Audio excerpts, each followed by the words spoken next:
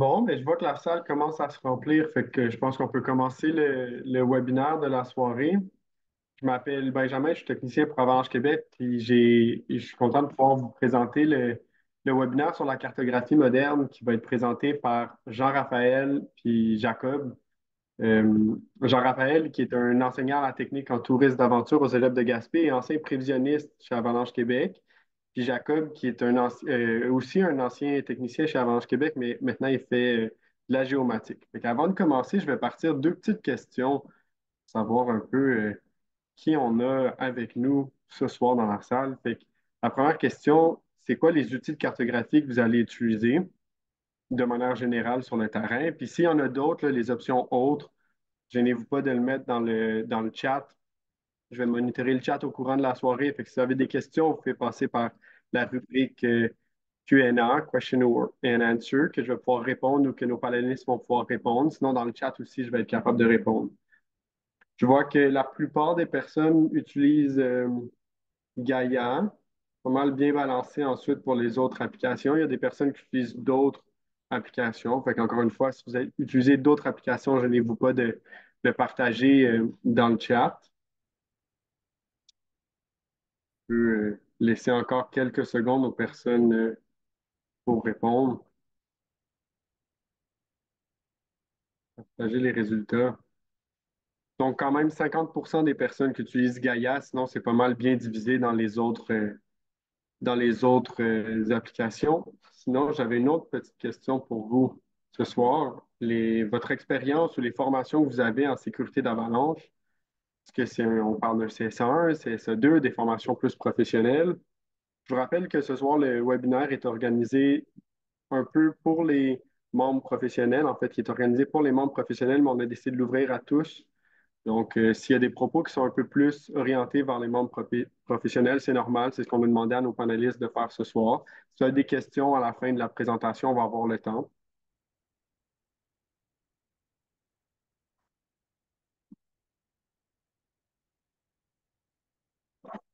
Fait que quand même des personnes formées, soit des CSA1, des CSA2, quelques membres professionnels, puis certaines personnes qui n'ont pas de formation. Encore une fois, si vous avez des questions à la fin de la présentation, ne gênez-vous pas. Je pense que nos panélistes, ça va leur faire plaisir de répondre aux questions. Sinon, de mon côté, c'était pas mal tout. Messieurs, je vais vous laisser la parole et le micro pour la soirée. Good, merci Ben. Bonjour à tous. Dans le fond, aujourd'hui, le plan de présentation, en fait, on va commencer par présenter les différents outils de cartographie moderne qui existent. On en a choisi quelques-uns, donc on va présenter les principales applications web et mobiles qui sont existantes. On va voir les avantages et inconvénients de chacun, puis survoler un petit peu leur fonctionnalité à chacune. Ensuite de ça, on va analyser le terrain et planifier son itinéraire, préparer les outils cartographiques pour sa sortie de terrain, pour passer dans le fond de l'ordinateur de la préparation à notre appareil mobile qui est une phase quand même très importante qu'il ne faut pas oublier. Et finalement, voir les limitations là, justement de cette cartographie moderne-là et quelques autres outils là, qu'on va vous proposer d'aller fouiller par vous-même. Donc, avant de commencer, juste une petite mise en garde. Là, tu sais, la cartographie moderne, là, c'est un outil puissant qui est pertinent pour les déplacements en montagne quand c'est utilisé à bon escient. Il ne faut pas oublier que les données géospatiales, ils peuvent avoir des erreurs ou des anomalies. Donc, il faut garder en tête que ça demeure un outil d'aide à la décision, d'aide à la planification, mais il va toujours, toujours, toujours falloir valider la concordance sur le terrain. Donc, on a beau planifier notre journée sur l'ordinateur, la mettre dans le téléphone. Après ça, il ne faut pas rester juste en regardant le téléphone puis travel avec l'instrument en tant que tel, mais aussi regarder le big picture puis valider que ce qu'on a planifié, que ce qu'on voit sur le téléphone concorde avec la réalité terrain. Puis, dans le fond, ben, les limitations, on va les aborder là, un petit peu plus loin, les limitations liées à la cartographie moderne. Donc, les différents outils de cartographie moderne qui existent, là, c'est principalement l'appareil GPS qu'on connaît, là, pour ne pas le nommer, mettons, un appareil Garmin. Après ça, applications web et mobile, donc souvent reliées à un téléphone cellulaire, les montres intelligentes, et on a mis balise satellitaire, mais dans ce cas-là, la balise satellitaire, ça revient un petit peu à l'appareil GPS parce qu'elle va être soit intégrée à même l'appareil GPS ou elle va être pairée avec une application, avec un téléphone mobile. Fait que dans ce cas-là, on l'oublie. Les montres intelligentes, ça peut être pratique comme second outil. pour savoir un petit peu on est où, là, coordonnées, altitude. Il peut y avoir un fond de carte, mais ça reste que c'est petit, c'est pas convivial. Donc, dans ce cas-là, on ne le considère pas ici comme un outil de cartographie moderne qu'on va présenter. Donc, il nous reste l'appareil GPS puis l'application web et mobile. Fait que si on le compare rapidement, là, tu sais, en termes de robustesse, batterie, étanchéité, ben, l'appareil GPS va battre le téléphone mobile parce que c'est conçu pour ça. Ensuite de ça, l'utilisation, ben, ça peut être le fun, le touch d'un téléphone cellulaire. Par contre, il y a certaines limitations quand il va mouiller, neiger, il va faire froid. Donc, les boutons de l'appareil GPS peuvent être intéressants, mais j'ai mis plus ou moins parce que ça va dépendre. Si on veut utiliser la fonction de communication, là, c'est moins le fun, ou si on veut naviguer sur la carte, ça peut être un petit peu moins convivial. Après ça, pour les fonctions, ben, l'application mobile, donc le téléphone cellulaire, j'ai mis un plus par rapport à l'appareil GPS parce que justement, on peut avoir une caméra, une application pour prendre des notes. On peut même ajouter d'autres applications connexes comme un langue de pente ou d'autres applications là, qui sont existantes sur le téléphone. Certains appareils GPS, ils vont le permettre de le faire aussi, là. Mais ce n'est pas la majorité. Donc, dans ce cas-là, souvent, l'appareil mobile va l'emporter. En termes de précision, c'est assez similaire. Ça va varier, là, je dirais, entre 3 mètres et une dizaine de mètres, dépendamment de l'appareil qu'on a. Ça peut aller plus haut si on est en dessous d'un couvert forestier. Mais dans les deux cas, il y a des téléphones qui sont capables d'aller à 3 mètres. Il y a des appareils GPS qui sont capables d'aller à 3 mètres. Puis il y en a des moins bons aussi qui vont être moins précis. Ensuite, pour la flexibilité des données, ben, l'application mobile, elle va permettre souvent d'avoir des GeoJSON, des KML, des KMZ, des shapefiles. Donc, c'est un peu plus flexible. L'appareil GPS souvent va être plus euh, faite pour accueillir une sorte de données là, qui correspond à sa compagnie en quelque sorte. Pas tout encore une fois, mais en majorité. Pour ce qui est de la communication, ben, ça dépend quel appareil GPS qu'on a. Il y en a certains qui ont une balise GPS à l'intérieur pour communiquer via satellite. Dans ce cas-là, c'est bien. Sinon, le téléphone cellulaire, ben, lui, il peut être pairé avec euh, un InReach, par exemple, ou autre appareil de balise satellitaire. Mais aussi, quand on a du réseau cellulaire, ben là, lui, il est plus pertinent parce qu'on peut en plus mettre des communications via le téléphone. Puis finalement, pour la simplicité, synchronisation, ben là, l'appareil GPS peut parfois être plus complexe à setter, tout dépendamment lequel, mais au moins on est certain qu'on n'oublie pas de synchroniser avec l'appareil, alors que le téléphone, c'est peut-être plus simple, c'est dans le cloud, on synchronise de notre ordinateur à l'appareil téléphonique, mais ça se peut qu'on oublie de le faire et qu'on arrive sur le terrain et qu'on se dise ah non, c'est encore dans mon ordinateur. Fait que c'est un peu pour ça que j'ai mis les petits points d'exclamation. Finalement, ça dépend de l'utilisation qu'on veut en faire, mais dans notre cas aujourd'hui, on a vraiment décidé de parler plus des applications web mobiles parce qu'il y en a une panoplie, c'est plus dur de choisir. Donc, essayer de démystifier ça un petit peu. Puis l'appareil GPS, c'est un peu plus straightforward. Ben, tu sais, on achète notre appareil, après ça, ben, c'est le manuel qui va avec. Donc, pour les applications web et mobiles, en fait, la majorité vont permettre de géolocaliser, d'enregistrer un tracé avec des statistiques, d'avoir l'altitude, la vitesse, avoir différents types de fonds de cartes, une version web, une version mobile qu'on va synchroniser entre les deux. Où est-ce qu'ils vont se distinguer les unes avec les autres? Là, c'est surtout euh, les types de fonds de cartes qu'on va avoir accès. Est-ce qu'on a accès à des images satellitaires? Sont-ils de qualité? On peut circuler dans le temps? C'est quoi les couches superposées qu'on peut ajouter? Est-ce qu'on peut ajouter l'angle de pente, l'orientation ou autre? Y a-t-il une fonction 3D pour pouvoir naviguer puis avoir vraiment la perspective 3D de la montagne? On peut ajouter des WMS, des WFS, c'est un petit peu plus poussé dans ce cas-là. Là, on peut ajouter par exemple un radar météorologique, prévision d'avalanche, les feux de forêt. Donc, il y en a certaines qui le permettent, d'autres non. Et finalement, le coût de l'abonnement là, va varier d'une application à l'autre. Encore une fois, dans notre cas, on a décidé de se concentrer sur Caltopo, Gaia GPS et FatMap. Google Earth est bien aussi. Par contre, c'est seulement sur l'ordinateur, donc on ne peut pas l'amener sur le terrain.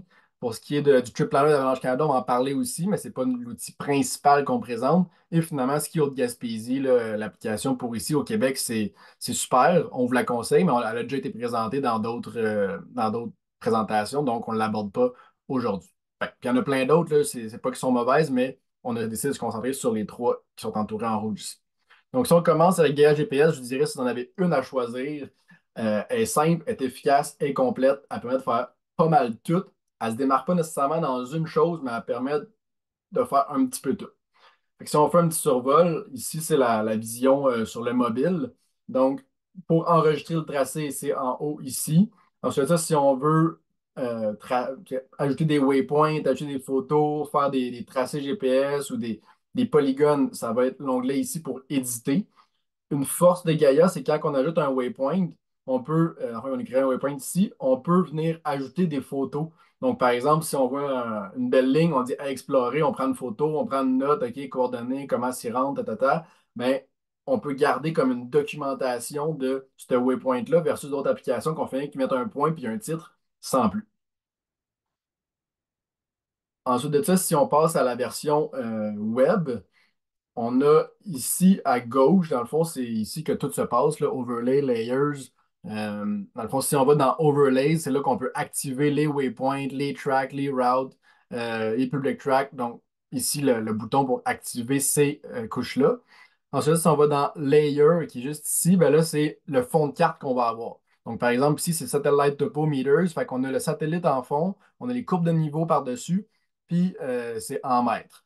Il y a plein d'autres couches. Je vous invite à aller les explorer. Mais par exemple, si on en regarde là, quelques-uns qui se démarquent un petit peu, ben, il y a la couche d'Avalanche Forecast qui est en lien directement avec Avalanche Canada. Donc, quand Avalanche Québec, par exemple, ici au Québec, émet un bulletin, on peut l'activer la couche. Si on clique sur le petit cercle ici, il nous affiche l'Avalanche Forecast à même l'application. Puis si on le télécharge pour avoir accès hors ligne, on peut même le voir quand on est sur le terrain hors réseau. Pour ce qui est du slope angle, ben là, ici, on voit, on a tout accès à l'angle de pente, donc une autre couche intéressante. Le relief, donc pour avoir une perspective 3D des profondeurs. Et il y en a plein d'autres que je vous invite à aller voir là, éventuellement. On peut aussi se créer un petit peu notre propre fond de carte, donc jouer avec la transparence. Donc, par exemple, ici, si on met le slope angle, le relief et la topo, puis qu'on joue avec la transparence de chacun, on peut faire un fond de carte un peu plus personnalisé. Vous allez voir tantôt, le Cal Topo permet de le faire encore plus, mais comme je disais, Gaia le permet. C'est pas le meilleur, mais il le permet. Fait que je vous invite à aller voir, il y en a tout plein. Vous pouvez voir les zones qui vont pour l'éclipse, là, le pourcentage d'éclipse à chaque endroit, les feux, même le trail fork. Fait qu'il y a plein de layers intéressants qui sont là. Puis ici, c'est tout l'aspect pour éditer ou importer des données.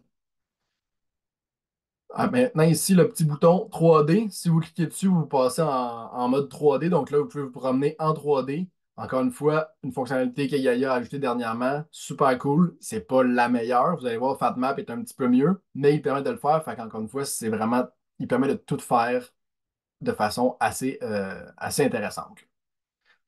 Donc, en gros, ici, c'est pas mal, c'est plus. Maintenant, si on le compare avec FatMap, lui, dans son cas, c'est vraiment l'expérience utilisateur qui est cool de cette application-là, puis la perspective terrain.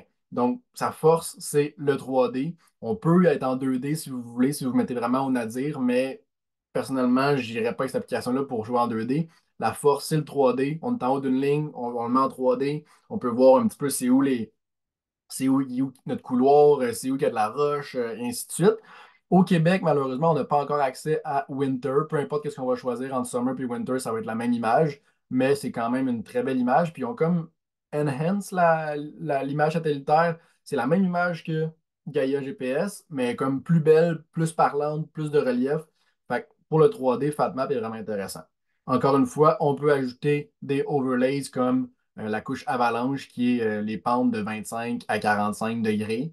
On peut ajouter l'aspect pour voir c'est quel aspect qui fait face le versant qu'on veut skier, par exemple, ou même une couche de gradient qui démontre la langue de pente là, de notre terrain. Un autre outil intéressant, c'est le Live Snow. Donc, ça, c'est dans la version payante. Là, on va voir un petit peu tantôt, mais ça nous permet de voir, par exemple, l'épaisseur du manteau neigeux. Donc, ici, si on a un snapshot, ben, on voit que dans le coin de la péninsule, le bout de la péninsule gaspésienne, il y a plus de neige que, par exemple, Rimouski sur le bord de la côte. Donc, on peut voir un peu la dispersion du manteau neigeux. On peut voir aussi le fresh snow, donc dernier 48 heures et le prochain 48 heures forecast. Un autre outil intéressant, c'est le custom terrain. Donc, on peut filtrer le terrain. Donc, il nous apparaît ici des différents filtres d'élévation, le gradient de la pente et l'aspect. Donc, par exemple, si on voudrait skier des faces nord-est à sud-est, au-dessus de 600 mètres, au-dessus de 30 degrés, bien, il pourrait nous highlighter c'est quoi qu'on pourrait skier dans nos désirs. Ensuite de ça, au contraire, si on veut regarder c'est quelle pente qu'on ne voudrait pas skier par rapport à un problème d'avalanche, on peut venir cocher les pointes de tarte du problème d'avalanche, puis dire, bon, ben ça, c'est à peu près au-dessus de 600 mètres, puis les pentes avalancheuses, là, on les highlight, fait que là, on peut voir le terrain qui correspond à notre problème d'avalanche. FatMap, lui, sa grande force, c'est vraiment le 3D.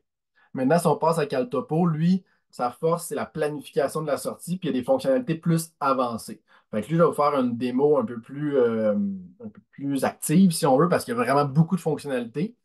Donc, en gros, ça ressemble à ça sur le web. Sur l'application, c'est un peu similaire. Vous allez vous retrouver.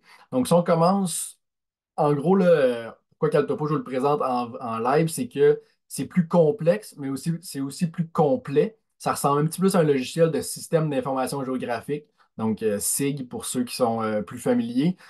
Donc, on peut faire plus des analyses spatiales. Vous allez voir un peu ce que je veux dire par là. Donc, si on va dans Setting ici, on peut jouer avec activer la grille UTM ou pas. On peut choisir notre datum. On peut choisir l'unité dans laquelle on veut travailler et le système de coordonnées. Donc, déjà là, on a des settings un petit peu plus avancés que les autres applications qu'on a vues.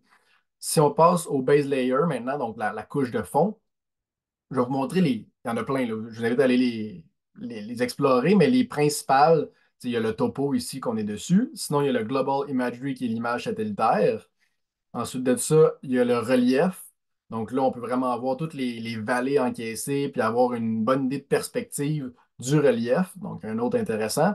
Et mon préféré, qui est vraiment propre à Caltopo, puis qu'il n'y a pas beaucoup d'autres applications qui le font. C'est sûr que ça prend la version Pro là, qu'on va voir, là, qui coûte une cinquantaine de dollars, mais le Sentinel Weekly permet d'avoir une image satellitaire puis de reculer dans le temps. Donc, par exemple, si on regarde l'image du 23, qui est comme la plus récente, ben, on a des nuages, c'est pas super intéressant. Par contre, on peut reculer à peu près à coup de 5 jours, une semaine. Puis une que j'ai regardée tantôt, le 9 mars dernier, là, l'image était super claire. On voit super bien. Puis la résolution est quand même bonne, là. C'est 10 mètres, je pense, sentinelle. Donc, on peut vraiment zoomer et avoir une bonne idée là, de où est-ce qu'il y a de la neige, où est-ce que c'est plus rocailleux. Puis un autre petit perk spécial, ben, c'est le false color green. Donc, si on met un filtre de vert, il va nous mettre un filtre vert par-dessus. Puis là, en turquoise, ça va comme nous faire ressortir la neige qui est blanche. Donc, on peut voir les endroits qui sont plus enneigés. Donc, on voit, c'est assez logique, la barrière des Chic-Chocs ici est enneigée versus la côte qui l'est moins. Fait que ça, c'est vraiment un aspect intéressant de ce côté-là. On peut aussi, comme je vous tantôt dans Gaia, on peut créer notre propre fond de carte avec un jeu de transparence. Donc, par exemple, je mets l'image satellitaire, j'ajoute à ça le relief, puis je mets une certaine transparence. Ben là, j'ai une combinaison du relief puis de l'image satellitaire. Puis je peux venir ajouter à ça les courbes de niveau par-dessus, par exemple. Fait que je peux vraiment venir customize mon fond de carte beaucoup plus qu'avec d'autres applications où est-ce que, par exemple, dans Gaia, bon, on pouvait l'allumer celle-là, mais on ne pouvait pas jouer avec notre transparence ou bien enlever le relief complètement. Tu sais, on a vraiment des choix prédéfinis. Ensuite de ça, si on passe aux overlays, ici, ben, le contour que je viens de vous montrer. Fait que ça, c'est toutes les couches qu'on peut ajouter par-dessus notre fond de carte. Fait que si j'ai le contour, on peut choisir en mètres, en pieds, plus rapproché, plus espacé nos courbes de niveau. Ensuite, ça, Map Builder Overlay, ben là, lui, il va nous mettre toute l'hydrographie, les sentiers, les routes. Donc ça va être intéressant pour quand on va vouloir tracer une ligne un peu plus tard. Ensuite, le Slope Angle Shading, on a deux choix, soit gradient ou fixe. Donc, on peut voir encore une fois l'angle de pente de notre terrain. Euh, le prochain, tout ça ici, là, il y en a certains qui sont intéressants, mais c'est surtout aux États-Unis parce que c'est une application qui est faite pour le Search and Rescue aux États-Unis. Donc, tous les liens qu'ils ont mis sont souvent fonctionnels aux États-Unis, moins au Canada, mais sont vraiment ouverts à en ajouter. Fait que si jamais vous dites, Hey, moi, j'aimerais vraiment ça avoir tel layer, puis il existe au Canada, il y a possibilité de leur demander, puis ils sont vraiment ouverts à les ajouter. Maintenant, le Sun Exposure, qui est encore très particulier à Caltopo, est assez intéressant. Si on regarde aujourd'hui, par exemple, donc, dépendamment de la date qu'on va choisir, ça va varier par rapport à la saison, à la longueur des journées. Donc, si on regarde à midi, aujourd'hui, ben, il y a pas mal d'ensoleillement partout sur le territoire, sauf à certains endroits là, qui sont à l'ombre dû à la barrière des Chic-Chocs qui est plus haute. Si on regarde au contraire, mettons, à soir à 6h30, mais on commence à plus bien avoir de soleil. Donc, en bleu, c'est vraiment les endroits qui sont ombragés. Et en jaune, c'est les endroits qui sont ensoleillés. On peut aussi venir ici, dans mesure, faire Sun Exposure, puis cliquer à un endroit particulier où est-ce qu'on veut voir. Puis là, on va voir l'exposition au fil de l'année. Donc, en X, on a les jours, puis en Y, c'est les heures. Donc, je vous laisse explorer ça, mais un autre aspect vraiment intéressant qui est propre à Caltopo. On va revenir aux custom layers. Il y a aussi des layers de forecast. Donc, ici, ceux qui fonctionnent, Weather Shading, WindPlot, c'est malheureusement juste aux États-Unis pour l'instant. La couche avalanche ici. Donc, si on clique, un peu comme Gaïa tantôt, si on clique là, on a le bulletin d'avalanche qui est d'actualité sur les Chic-Chocs. Si on allait dans l'ouest, on aurait la même chose. Donc, on a accès au forecast d'avalanche. En termes de real-time data, il y a les weather stations. Pour l'instant, il y a seulement les stations d'Environnement Canada. Mais si on clique, là, on peut vraiment voir les données en temps réel. On pourrait demander d'ajouter les données d'Environnement Québec, même si, probablement qu'il le ferait, pour avoir accès là, aux données d'Avalanche Québec et autres juste ici. Donc, ça, c'est les weather stations. Si jamais vous travaillez pour une compagnie d'héliski, par exemple, il y a moyen d'avoir accès au aircraft. Donc, ça, c'est en live. Si on restait dessus, là, on verrait les avions avancer en live. On peut même mettre des filtres pour voir uniquement les hélicoptères. Il n'y en a pas pour l'instant en haut ici, mais on peut filtrer qu'est-ce qu'on peut voir. Puis, on peut aussi en ajouter, qu'on va voir un petit peu plus tard, là, comment ajouter son propre aircraft si si on travaillait pour une compagnie, par exemple, d'héliski. C'est aussi possible de faire un shared location. C'est possible de sharer pour un téléphone cellulaire, un ham radio, un InReach. Donc, il y a plusieurs appareils qui sont possibles de share location. Donc, une fois que c'est activé, si l'appareil est en fonction, par exemple, via cellulaire, ben, il pourrait émettre toujours sur ma carte Caltopo. Quelqu'un pourrait me suivre en temps réel si j'ai de la couverture cellulaire. Sinon, même chose pour le InReach. Je vais vous montrer comment faire dans un instant. En fait, on est pas mal rendu là. On a pas mal vu le côté de l'onglet de droite. Si on passe complètement à gauche, ici, on a Import-Export. Donc, on peut importer des données qu'on aurait créées dans une autre application. Donc, si on a fait un tracé avec Gaia puis on veut l'importer dans Caltopo, c'est ici que ça va fonctionner. Ou au contraire, si on l'a fait dans Caltopo puis on veut l'exporter vers une autre application, on pourrait cliquer sur Export ici. Ici, il se cache beaucoup, beaucoup d'outils dans Add. Donc, si j'ouvre ça, là, c'est vraiment là qu'on peut faire de l'édition. Fait que c'est possible d'ajouter un marqueur, donc un waypoint, une ligne, un buffer qui est une zone tampon qu'on choisit la distance qu'on veut ajouter un polygone. Puis c'est ici l'outil Locator. Si on veut ajouter un appareil qui va être localisé en temps réel. On clique ici. Puis là, on peut faire un live track, soit d'un InReach, d'un ham radio, du aircraft, comme je parlais tantôt, ou de email ou SMS et autres. Fait que si on pourrait vraiment venir ajouter un appareil propre à nous. Puis si on a la version équipe, le team, qui coûte pas mal plus cher, mais par exemple, une équipe de Search and Rescue voudrait avoir une flotte de InReach, puis qui soit toujours, aussitôt que l'InReach est actif, il émet un signal, puis ça apparaît sur cette carte-là, mais c'est possible de toutes les ajouter ici, puis à chaque fois qu'on va ouvrir la carte, on va les voir en temps réel. Fait que ça, pour une entreprise en opération, c'est assez intéressant. Euh, je vais faire un petit exemple de tracé. Donc, si on se dit qu'on faisait une journée, par exemple, au Mont-Albert, tantôt, je vous parlais du layer Map Builder Overlay qui nous met les tracks et tout. Mais si on vient ici puis qu'on clique sur Line, là, il nous dit Snap to Hydro. Si je choisis OSM, je peux venir dire, OK, bon, mais moi, je veux me tracer un tracé qui va suivre euh, la- le sentier de la Serpentine pour se rendre jusque au refuge, par exemple, et ainsi de suite. Puis là, si jamais ici, pour une quelconque raison, je voulais passer sur l'hydrographie à la place de la track, je pourrais venir ici et faire snap to hydro. Puis là, à la place, il va snapper sur l'hydro pour suivre comme ça. Donc, si on veut suivre une creek pour s'en aller faire du camping ou juste skier, ben, c'est possible de se créer euh, un tracé qui est propre, qui suit vraiment tu sais, les ruisseaux et tout, donc pour avoir les bonnes distances. Pour l'exercice, je m'étais préparé. J'ai fait un exemple d'approche. Donc, on partirait justement du parking du ruisseau Isabelle. On monte ça, en fait, ici, on fait un petit lunch à la Serpentine. On continue sur l'épaule, monte en haut et on aurait notre descente ici avec une petite pause en haut. Fait qu'on peut vraiment créer notre itinéraire comme ça.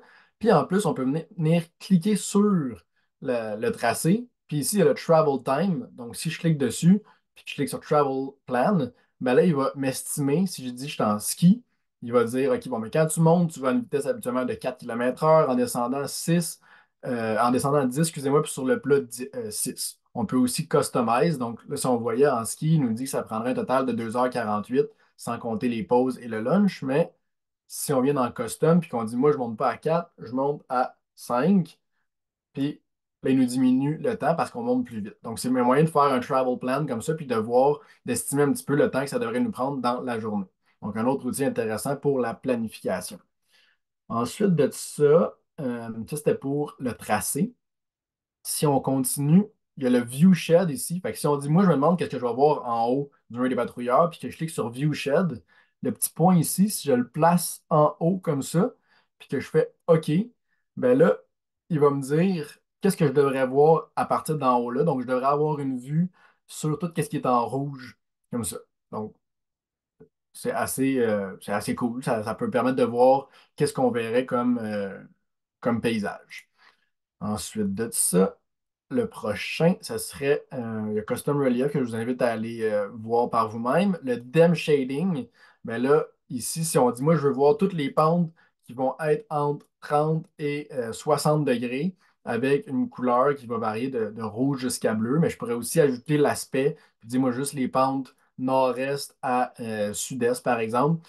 Add rule, là, il me met la rule ici, j'y donne un nom, puis je ferai save. Pour l'exercice, j'en avais déjà fait un qui s'appelle Dem Shading. Donc, il se retrouve ici dans Custom Layer. Si je clique sur Dem Shading, ben là, il m'affiche toutes les pentes entre 30 et 60 degrés. Donc, on peut vraiment venir le mettre à notre main puis vraiment highlighter ce que nous intéresse dans les caractéristiques de terrain. Ensuite de ça, le custom source, ben là, c'était plus avancé. Là, quand je parlais tantôt d'un mini logiciel SIG, ben, il y a moyen d'ajouter des WMS, WMTS et des WFS. Donc, si on voulait ajouter, par exemple, un radar météorologique, puis qu'on avait le lien WMS, ben, on pourrait le linker là, comme dans QGIS ou ArcGIS pour ceux qui s'y connaissent. Et on le verrait en live, comme on voyait les aircraft tantôt sur la carte. Donc, ça fait pas mal le tour de Caltopo. Il y a tout plein d'autres fonctionnalités. Vous voyez que c'est beaucoup plus complet que les autres, mais aussi beaucoup plus complexe. Donc, je vous invite à aller le tester pour voir un petit peu là, qu'est-ce que c'est. Il y a une version gratuite que vous pouvez essayer. Donc, si on retourne à notre comparaison, comme ça, ben, en gros, euh, ils ont chacun leur force, leur faiblesse. Caltopo, c'est vraiment planification de sortie, fonctionnalité avancée, FatMap, 3D. Désolé, l'animation, mais Caltopus, c'est vraiment casse-tête, on va planifier notre sortie, puis c'est un plus complexe. FatMap, pour sa part, lui, c'est vraiment le 3D. Puis Gaia, c'est notre petit canif suisse qui va faire un peu tout. Il se démarque pas nécessairement dans un ou dans l'autre, mais il vient rejoindre un peu tout le monde, puis se démarquer à sa façon. Pour ce qui est des abonnements, on parle d'une soixantaine de dollars par année pour Gaia GPS, une centaine de dollars pour FatMap. FatMap est associé avec Strava, fait que ça vient ensemble. C'est un peu plus intéressant. Pour sa part, Gaia vient avec Trailfork. Fait que pour les bikers, c'est intéressant aussi. Et Outside Magazine. Et Caltopo, lui, il vient seul, mais il est beaucoup plus complet. Il y a une version à 20 $ par année pour avoir un accès hors ligne. Et la version pro, là, pour voir un peu comme tantôt je montrais, là, les images satellitaires reculées dans le temps, ça c'est 50 $ par année. Pour avoir une application de desktop, c'est 100 $. Puis pour les plans plus équipe, là, plus professionnels, c'est de 500 à 2000 $ dépendamment de combien d'employés dans l'industrie.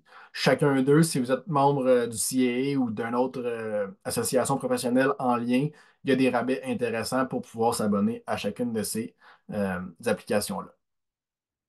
À savoir que sont toutes conçues soit pour les États-Unis ou l'Europe. Donc, c'est sûr qu'au Canada, on a un petit peu moins d'accès à des layers funky, si on veut, mais ils sont quand même ouverts à en ajouter et on en a quand même énormément, là, fait qu'on ne peut pas vraiment se plaindre, mais c'est à savoir qu'il y a certains layers qui ne fonctionneront pas parce qu'ils sont seulement valables aux États-Unis. Maintenant, je vous laisse avec JR pour voir la planification d'un itinéraire basé sur le danger d'avalanche. Yes, bonjour tout le monde. Merci beaucoup, Jacob. Très intéressant. Je vais partager mon écran, Jacob. Si ça ne te dérange pas. Je te laisserai peut-être enlever. Voilà, merci beaucoup. Euh, Partager mon écran. Tout. Good. Est-ce que ça fonctionne? C'est bon? Yes. OK, good. Donc, moi, de mon côté, je vais vous parler un peu plus de la partie planification. Et puis, comme vous voyez ici dans le titre, là, comment planifier un itinéraire basé sur le danger d'avalanche. Donc, on va essayer de regarder comment on peut incorporer la cartographie moderne dans le processus quotidien pour les étapes de préparation qui se font à la maison avant de partir. Le processus quotidien, ben, vous le savez, là, j'ai vu que vous êtes tout du monde là, qui ont la plupart un cours. On a des gens qui sont professionnels. Donc, c'est un concept, là, c'est au cœur là, du cours récréatif CSA 1. Donc, c'est vraiment un concept là, que les professionnels et les adeptes de plein air expérimentés vont suivre, là, vont suivre un processus avant de partir en randonnée, pendant la randonnée, puis après la randonnée. Donc, pour planifier notre itinéraire, il y a des outils intéressants sur le web. Ici, vous voyez là, sur le site web d'Avalanche Canada, on peut planifier notre itinéraire là, en fonction du danger d'avalanche en utilisant là, ici l'outil planificateur d'excursion ou Trip Planner là, en anglais. Donc, vous allez sur le site d'Avalanche Canada, vous allez dans l'onglet ressources et puis vous cliquez sur le planificateur d'excursion. Donc, c'est un outil qui va nous permettre de choisir le bon terrain en fonction des conditions d'avalanche du jour. Finalement, c'est d'éviter de s'exposer aux problèmes d'avalanche. Puis, ça va nous permettre aussi cet outil-là de réaliser les deux premières étapes du processus quotidien. Donc, l'outil planificateur d'excursion va nous permettre, comme je disais, de réaliser l'étape 1 et 2. L'étape 1 étant de consulter la prévision d'avalanche, l'indice du risque, les problèmes d'avalanche et la section des détails.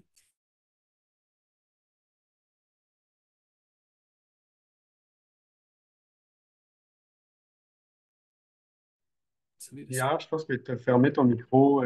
OK, parfait. Est-ce que là, vous On a... m'entendez? Ouais, là, on t'entend. OK. J'ai-tu parlé dans le vide longtemps ou c'est pas si pire? Non, non, non, je pense qu'il y a juste la dernière phrase qui... OK, Bon. parfait. Fait que comme je disais, bon, cet outil-là va nous permettre de compléter les étapes 1 et 2 du processus quotidien. L'étape 1, j'en ai parlé. L'étape 2, planifier notre sortie en utilisant l'outil évaluateur, le planificateur d'excursion, qui va nous permettre de choisir un terrain approprié en fonction des conditions d'avalanche de la journée. Bon, je suis capable de changer ma diapo. Aïe, aïe, aïe. OK, je vais y aller avec ma souris. C'est bon. Donc, en cliquant sur l'outil, vous allez tomber du côté sur cette map-là, sur cette carte-là. Vous tombez automatiquement du côté là, ouest canadien. Donc, vous devez prendre votre souris là, puis vous déplacer vers le Québec. Donc, en arrivant, là, ici, on est au-dessus de la péninsule gaspésienne. Vous voyez là différents secteurs de la zone de prévision d'avalanche Québec. Il s'agit de zoomer vers la zone de votre choix. Et puis, en zoomant, ben, on voit les cotes de terrain de l'échelle d'exposition au terrain avalancheux qui vont apparaître. Donc ici, j'ai zoomé là, sur le secteur du Mont-Albert. On voit là à droite là, le secteur d'Ernest Laforce, puis en bas à droite, le secteur de Champ-de-Mars. Juste un petit rappel que le vert signifie là, du terrain simple, le bleu du terrain exigeant, puis le noir du terrain complexe.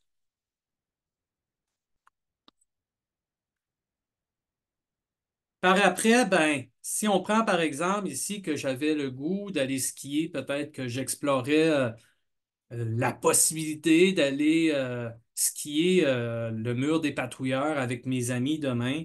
Je pourrais là, ici cliquer sur l'icône, peut-être même d'aller skier le couloir, la run du couloir à Benny. Donc ici, je dois aller cliquer sur la zone noire, c'est-à-dire la zone complexe là, dans le mur des patrouilleurs où je retrouverai là, la ligne de descente que j'aimerais skier. Et en cliquant sur ce polygone-là, ce qu'on va voir apparaître, on va voir à gauche ici le planificateur d'excursion qui apparaît et à droite, ce qu'on voit, c'est le bulletin.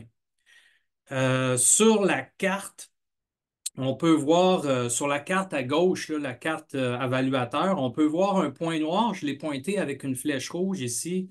Donc, le point noir qui apparaît sur la matrice, puis qui va nous situer sur les recommandations de la carte. Donc, la carte, elle recommande prudence en vert, extra prudence en jaune et non recommandé en rouge. Dans ce cas-ci, dans l'exemple là, de mon choix d'itinéraire, avec l'indice du jour qui est fait, puis que le terrain complexe, on tombe dans la zone jaune, donc dans la zone extra prudence.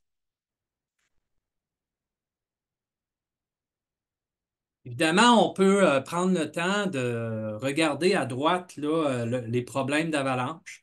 Donc, ça fait partie là, des deux premières étapes du processus quotidien, que d'aller un petit peu plus loin que de l'indice du danger, mais de regarder quels sont les problèmes d'avalanche de la journée, de demain, dans ce cas-ci, si je décide d'aller skier demain. Et puis, à quel endroit sont localisés, OK? Et aussi, je peux aller voir plus de détails là, en scrollant vers le bas là, sur le manteau neigeux et etc., d'autres informations. Par la suite, dans mon exemple d'aujourd'hui, j'ai décidé de montrer un petit exemple avec Google Earth, un outil que j'utilise parfois, là. Donc, comment utiliser les outils de cartographie moderne pour planifier notre itinéraire? L'idée, c'est une fois que j'ai complété mes deux premières étapes du processus quotidien, je peux pousser mon analyse de terrain un peu plus loin, confortablement assis chez moi, en utilisant là, des plateformes cartographiques modernes comme Jacob nous a présenté. Dans ce cas-ci, je vais y aller avec Google Earth. Je vais débuter mon analyse avec cet outil-là, surtout parce que ça me permet de voir le terrain en 3D.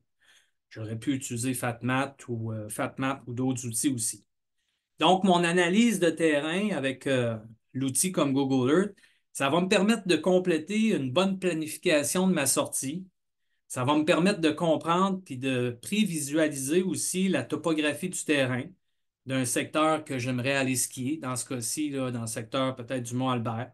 Ça va me permettre de voir les angles de pente, les orientations, la couverture forestière, les bandes d'altitude, les dangers autres que les avalanches aussi. On peut penser à des ruisseaux, peut-être au printemps qui pourraient ouvrir. Les distances aussi, les dénivelés de mon itinéraire, l'exposition au soleil.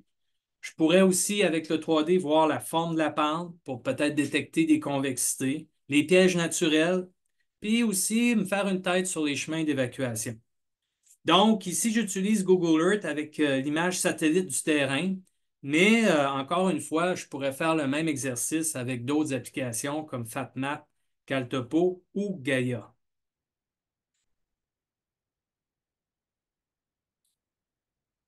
Quelque chose d'intéressant, peut-être que vous connaissez cette petite astuce-là, mais pour m'aider à faire cette analyse-là un peu plus poussée, il est possible de télécharger là, les cotes de terrain à partir du site d'Avalanche Canada, puis de les exporter dans notre application web là, favorite. Fait que, comme on voit ici là, à l'écran avec ma flèche rouge, on doit venir cliquer sur le petit nuage là, avec la petite flèche. Une fois qu'on a cliqué là-dessus, retournez là, sur votre plateforme. Dans ce cas-ci, je retournerai sur Google Earth et puis j'irai là en haut à gauche, cliquer dans Fichier pour importer les données. Ça m'amènerait dans mes téléchargements. J'irai ouvrir les données d'Avalanche Canada, cliquer sur les données d'Avalanche Canada et puis ensuite de ça, on verrait les cotes comme on voit ici à gauche, en haut à gauche, les cotes de terrain qui apparaissent là, sur la plateforme de Google Earth. À partir de là, ben, je peux aller un petit peu plus en profondeur dans mon analyse de terrain. Je peux analyser les problèmes d'avalanche, où sont-ils? Donc, avec cette plateforme-là, vous avez peut-être déjà joué avec ça, mais avec votre clavier, en touchant les touches là, Shift et puis les flèches, ça nous permet d'incliner le terrain, ça nous permet de lui faire des rotations et de bouger et puis de me faire une tête sur à quel endroit je pourrais retrouver mes problèmes d'avalanche. Par la suite, une fois que j'ai fait une bonne analyse du terrain, je serais peut-être prêt à me faire un chemin, un tracé, un itinéraire. Donc, avec l'outil Google Earth, dans mon exemple ici, là, pour créer un itinéraire, on doit aller cliquer sur l'icône que j'ai pointée ici par ma flèche rouge. Puis dans mon exemple, finalement, j'ai décidé de ne pas aller skier dans le mur des patrouilleurs. J'ai décidé une autre option. J'ai décidé de me diriger vers la Grande Cuve du Mont-Albert. Donc, je me suis fait un tracé à partir de la Serpentine.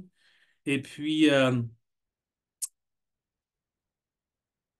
ce tracé-là, qu'est-ce que je vais faire? Surtout parce que l'objectif ultime, c'est de ramener ça sur mon cellulaire pour pouvoir naviguer demain, si je sors avec mes amis à partir de mon cellulaire. On sait que la plateforme Google Earth n'a pas là, d'application mobile, donc je dois là, exporter ces informations-là dans mon application web de mon choix. Dans ce cas-ci, je vais l'exporter dans Caltopo. Donc, je dois aller cliquer sur Exporter. Et puis,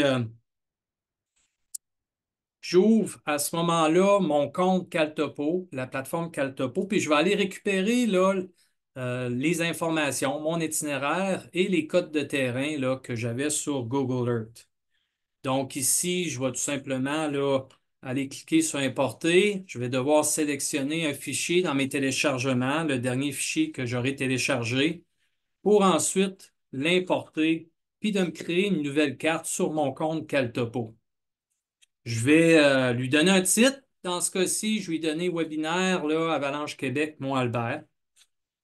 Et puis, paf, en cliquant sur Importer, je vais avoir ma carte avec les informations là, que j'avais tantôt sur Google Earth qui apparaît maintenant sur Caltopo. Et puis, comme une nouvelle carte.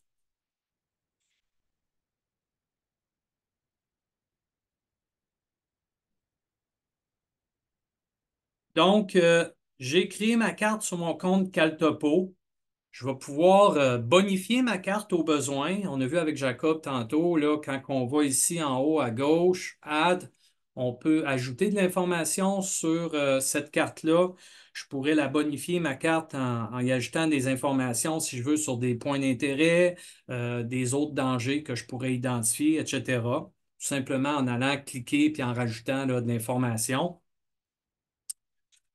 Puis, en cliquant aussi sur, dans ce cas-ci, sur l'itinéraire, vous voyez la ligne rouge, mon tracé jusqu'en haut là, de la grande cuve. En cliquant sur cette ligne-là, ben, je peux aller chercher de l'information aussi. Donc, aller chercher de l'information là, sur mon tracé, des données, des statistiques. Dans ce cas-ci, si je clique sur terrain statistique, on voit apparaître là, un graphique comme ça, un graphique qui va me donner de l'information, là, dans ce cas-ci, là, de la Serpentine jusqu'à ma destination finale, j'aurai un 3,74 km là, de distance à couvrir. J'aurai un gain là, de plus 431 mètres. Ensuite de ça, le graphique me montre de gauche à droite là, mon parcours. En bas, ce qu'on peut voir aussi, on peut voir différentes informations. J'aime bien, moi, regarder un petit peu ben, sur mon parcours, dans quel angle de pente je vais me déplacer. On peut voir ici que pour me rendre en haut de la Grande Cuve, en moyenne, je vais être sur une pente de 8 degrés. Je vais aussi avoir une pente maximum de 19 degrés, une pente minimum de 1 degré. Je vais aussi me déplacer, là, grosso modo, sur des versants sud-est. Je vais avoir une idée aussi là, de la couverture forestière tout au long de mon parcours. Et puis, ces couleurs-là sont reprises sur les petites lignes ici, là, en bas du graphique. Donc, on voit l'évolution dans ce cas-ci là, de la première ligne qui est là, l'angle de pente. Plus ça devient foncé là, vers la fin de mon trajet, je vois que ça va kicker un petit peu plus d'angle de pente. Donc, plein d'informations, plein de statistiques et de données intéressantes pour mon trajet, pour me rendre jusqu'à à la Grande Cuve.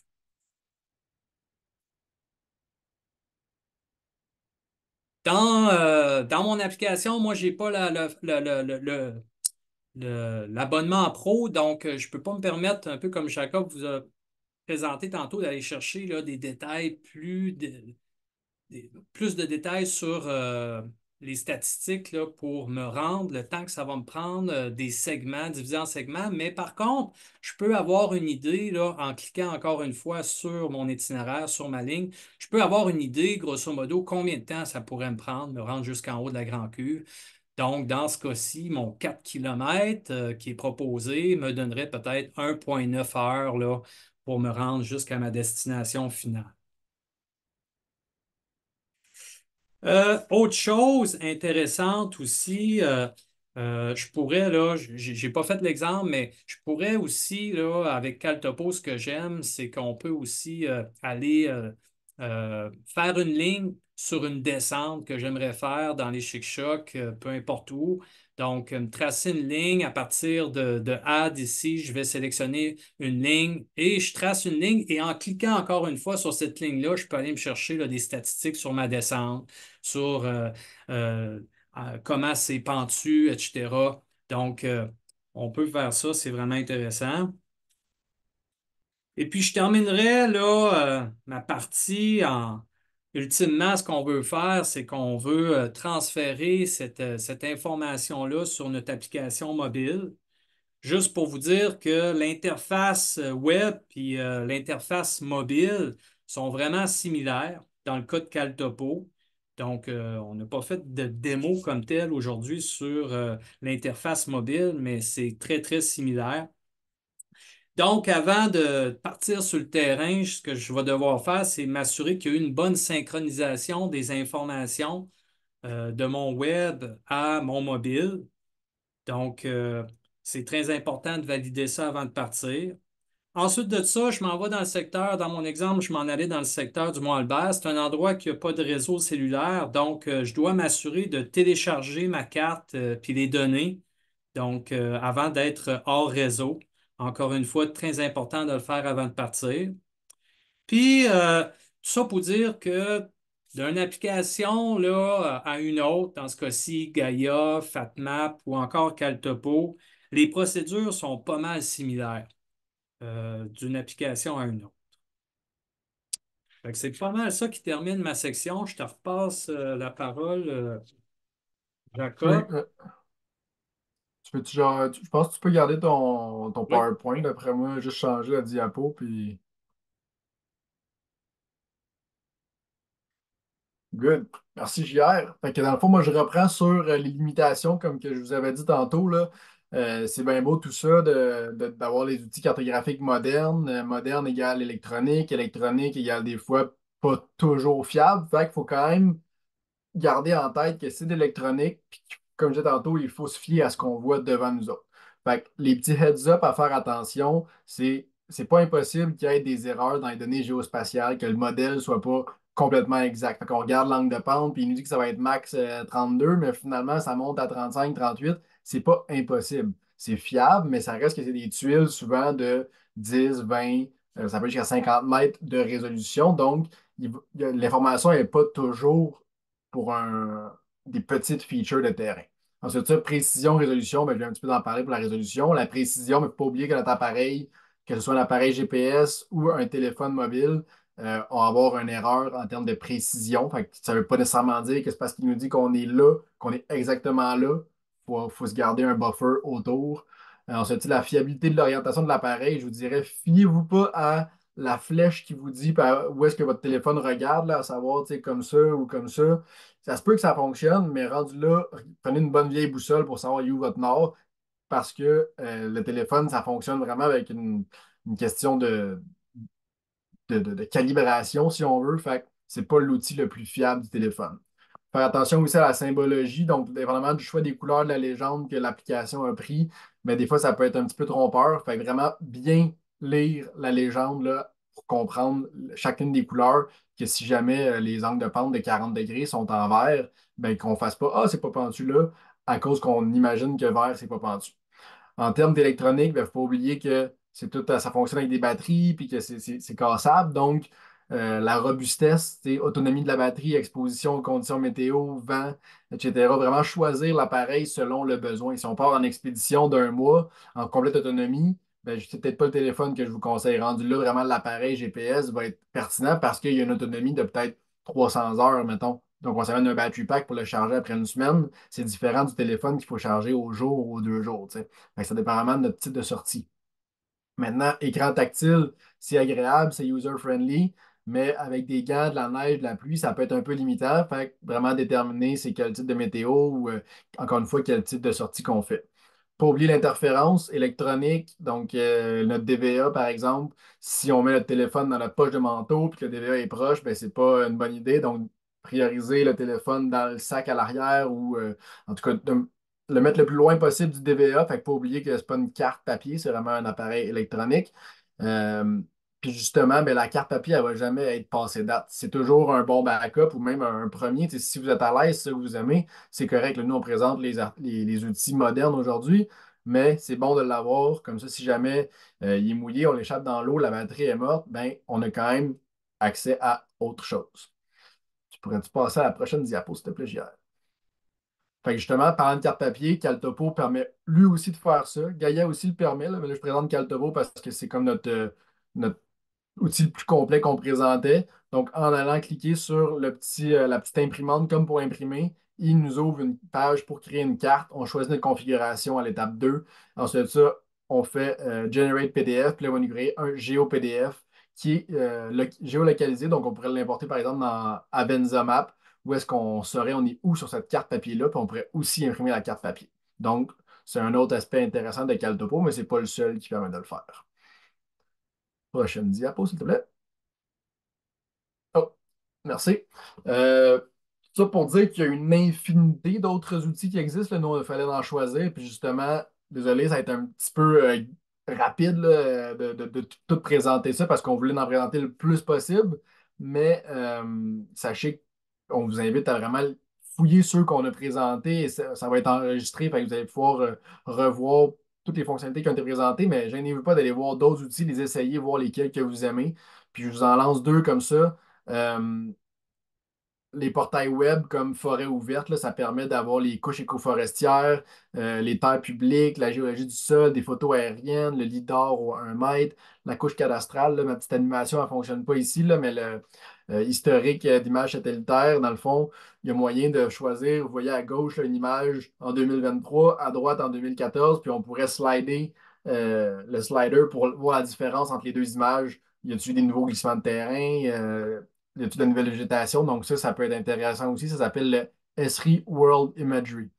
Fait que, je vous invite à aller visiter ça aussi. Un autre outil intéressant. Pour la dernière diapo, qui est notre conclusion, dans le fond, le mot de la fin, ça serait que le meilleur outil, c'est celui que vous maîtrisez. Fait que si l'application que vous utilisez puis vous êtes à l'aise, on ne l'a pas présentée aujourd'hui, ben jetez-la pas aux poubelles, elle est bonne pareil parce que vous la connaissez. Ça ne vous empêche pas d'aller en essayer un autre pour voir si vous l'aimeriez mieux, mais toutes les applications sont bonnes. Désolé, un petit programme. Euh, Ici, l'outil d'aide à la décision, dans le fond, c'est pour vous rappeler que ça reste un outil d'aide à la décision, d'aide à la planification, mais gardez vos yeux ouverts sur le terrain.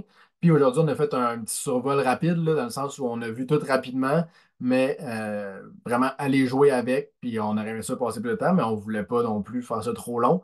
Fait que j'espère que ce n'était pas trop garoché, mais si vous avez un intérêt à approfondir certaines connaissances qui ont été vues ou d'autres demandes, ben, je vous invite à le mentionner à Avalanche Québec, qui sont toujours là à essayer de, ben, en fait, ouvert à proposer des webinaires, justement, des formations, puis des ateliers. Fait que si vous avez des idées qui seraient intéressantes, ben, n'hésitez pas à leur écrire pour peut-être m'en monter une sur mesure, soit pour le grand public ou peut-être même pour votre entreprise ou peu importe. Donc voilà, j'espère que ça fait un bon tour. Puis si vous avez des questions sur certaines choses qu'on a parlé aujourd'hui ou peut-être plus générales qu'on n'aurait pas parlé, ben, n'hésitez pas là, on peut prendre quelques minutes. Merci beaucoup, Jacob puis Jean-Raphaël. C'était vraiment une cool présentation là, de voir des outils. Il y a plusieurs outils que je ne connaissais pas et voir toute la possibilité. Je sais qu'on vous a demandé beaucoup là, de résumer tout ça en 1 heure, mais c'était très clair. Puis je pense que personnellement, ça me donne le goût vraiment d'aller plonger sur les autres outils puis voir le potentiel de la cartographie. Jack, tu l'as bien dit à la fin, s'il y a des intérêts d'approfondir des connaissances, gênez-vous pas, nous, à Avalanche Québec, on aime ça organiser des webinaires, aller trouver des personnes qui peuvent, comme Jacob et Jean-Raphaël, qui peuvent nous apprendre davantage, puis faire des webinaires, c'est ce qu'on aime faire. C'est une des choses qu'on aime beaucoup faire ici. Fait que gênez-vous pas de nous envoyer un message. Si jamais il y a des questions, on peut rester connecté.